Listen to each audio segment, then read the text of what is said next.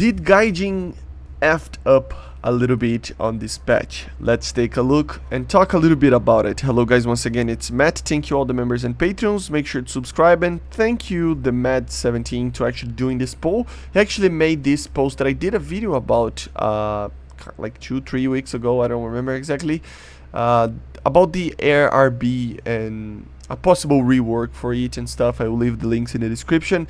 And one day ago he actually posted this, or she, I don't know, posted this poll that I think it's very interesting. Of course it's a very small portion of people that are actually answering this, and this is one of the reasons why I wanted to actually do this video, so that more people go there and respond to it, so that we can actually take a look, because there are some surprising things about this patch that people are answering over here.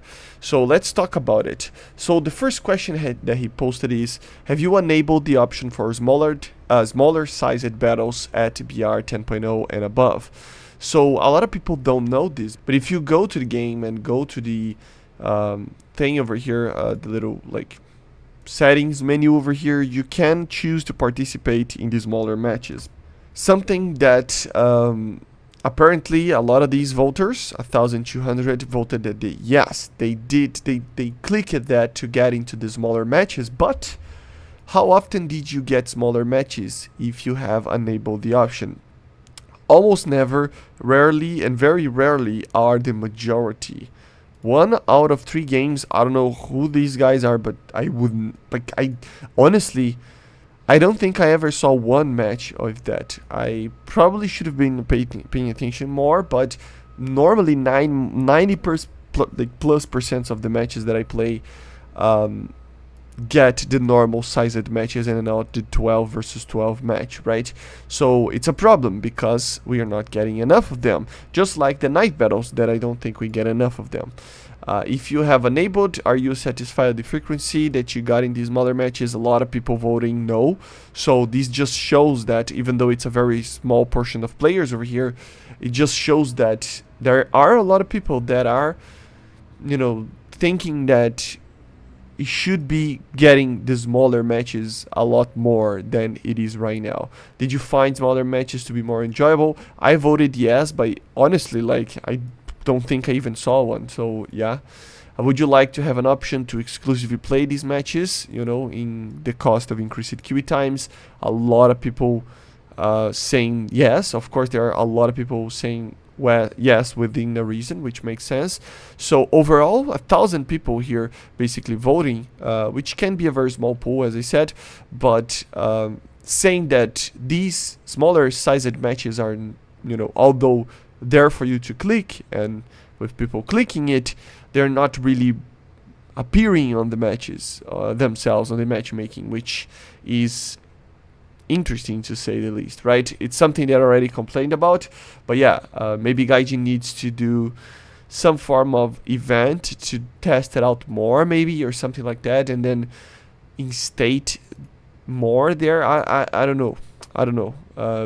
I have a feeling that although a lot of people vote here yes, there's a lot of people that don't know this, because there is a disconnection between players that actually use the forum and talk about the forum and watch the videos that a lot of content creators do and stuff, and the players that actually play the game. There's like a disconnection there, because people tend to have different medias that they watch and consume, you know, and of course they all come together in the game, but overall, you know, maybe it's a little bit distant between those. So you know, I have a feeling that it might be kind of a different number if everybody that plays the game every single day answer these questions, but mainly the first one that I think most people don't clicked on that. But GAIJIN knows how many people clicked on that, so yeah, let's wait and see, right?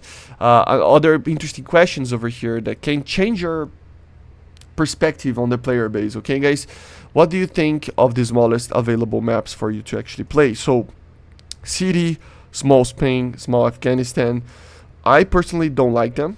I don't think it fits, especially for top tier. For lower tiers, yes, but it's fun. But for top tier, it's not really good.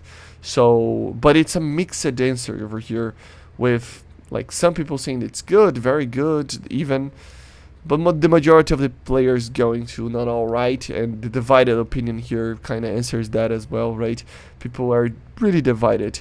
Did you notice anything different gameplay wise on the update Golan Heights air spawn mission? Honestly, I did. I think it is better, but only for a type of aircraft, air to ground aircraft, you know.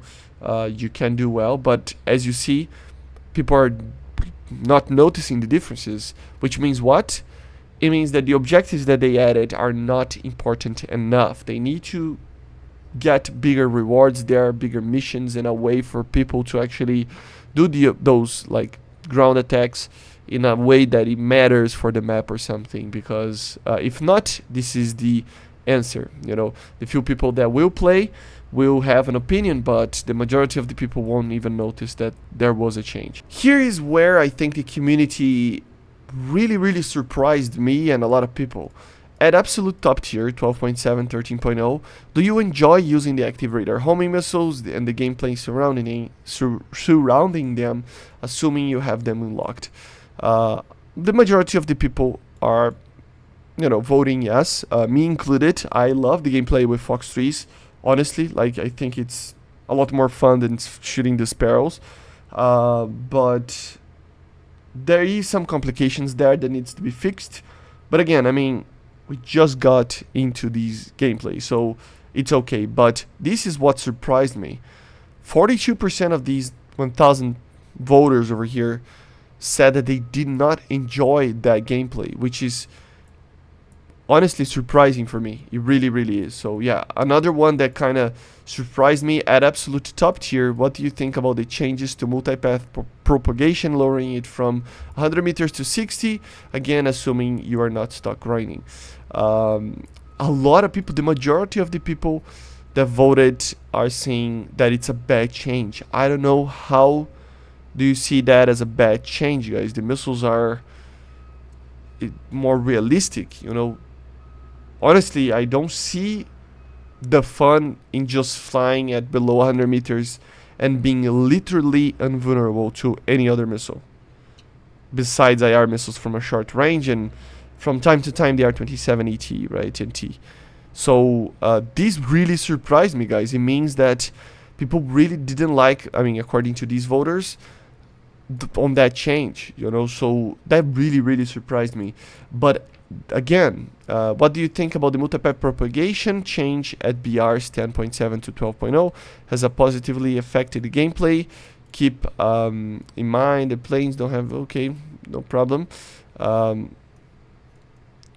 And at the end of the day, again, I mean, bad change. People are just saying that it's a bad change. And then should multipath be like rebalanced by BR or revert the multipath? And this is where I think I can see where people are actually saying that it's bad over here. A lot of people want it to be a BR balanced gameplay. So for the top tiers, yes, maybe lowering could be a good thing. But for lower tiers, it should be the way that it was, or something like that, right? But at the same time, people are saying that it's a bad change even for top tiers. So it's difficult to know, you know. I still believe, you know, it was way too much. It is way too easy. It was way too easy to avoid these missiles flying low, and that needed to be changed, and it got changed. So this is my opinion. It's just way too easy. You just fly straight to the missile, but you are below 100 meters and then you are alive. No, guys, it doesn't take any skill whatsoever. The fun part about these Fox 3s is that although it is very easy to shoot them and kill with them, at the same time it is very easy to die for them as well. So you need to learn the defensive behaviors and tactics of flying an aircraft. So yeah, for sure this is something that is kind of confusing for me, but still. Do you enjoy playing matches? They have a no radar limitation. They talk about older aircraft and, you know, how they are good or bad to use the radar missiles and other things. So I enjoy some of them, you know. Some of them are interesting because of the challenge. Some of them are like between these BR brackets. some of them are bad. It depends very much. It's kind of mixed for me. How do you think the stock grind is at top tier right now? I don't think it's near impossible, but it is really hard, and it needs to be changed. A lot of people just agreeing with it.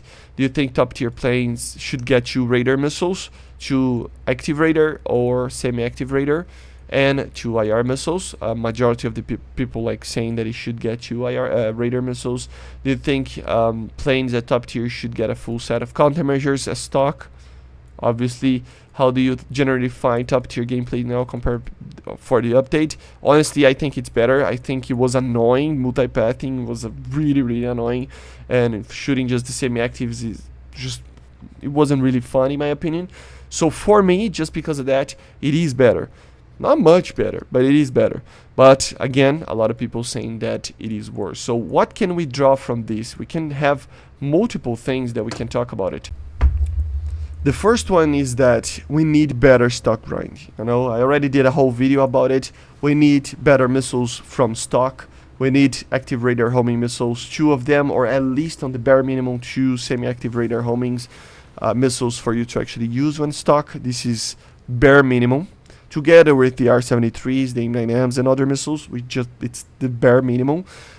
Full set of countermeasures stock as well. It's like without a tank without a repair kit, or without like at least 1 extinguisher kit, you know. So at the end of the day, it's pretty, I mean, it's just, no, we need a full set of countermeasures, or at least more than it is right now, you know. And I think this is the major problem. Multipath maybe should be changed, but honestly, we don't need to go back to what it was, and a lot of people understand that it was really bad before. Maybe it's not perfect right now. It needs to be balanced by BR. I totally agree with that. But going back, no, that was really bad. And about the maps and stuff, we need smaller maps. We need, although I don't think, I mean, it needs to be correlated in my opinion, right? We need the smaller matches in matchmaking, 12 versus 12, maybe in a smaller match. And in the bigger maps, I don't mind having a bigger matchmaking, right? So it needs to be kind of a like full-on thing that it's always on, but it needs to be something like that to make sense in my opinion. But yeah, guys, I will leave the links in the description. Let me know in the comments what do you think. But it means that a lot of the things that GAIJIN actually added were good, but maybe implemented in a way that the community didn't want to, right? Or it needs to be more aggressively tackled to actually be good. I think we are on the verge of fixing many of the problems in the game, but again, we need to have some form of fixes for these things that we talked about it. Let me know in the comments, you know, what you thought about it, and yeah, check it out, vote. It helps to raise awareness. The forum is one of the, of course, comments and everything, it's important for the community managers and GAIJIN, but the forum is the first place that you need to go to, like, ask for stuff and complain and report stuff and stuff like that. So go out there and vote in this thing. It will raise awareness, okay guys? So yeah, I see you guys on the next one. Make sure to subscribe, and bye guys, see ya.